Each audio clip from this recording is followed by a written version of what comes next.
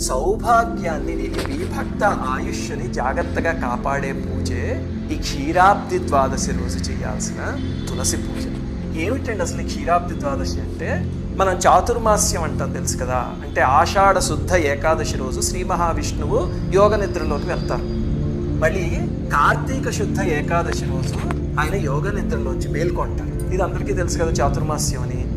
ఆ మేల్కొన్న తర్వాత రోజు అంటే కార్తీక శుద్ధ ద్వాదశి రోజు తులసి ద్వారా ఆయన అనుగ్రహాన్ని మనకు అందజేస్తుంది. ఆ రోజు తులసి మొక్క అపూర్వమైన శక్తిని సంతరించుకుంటుంది తులసి మాత.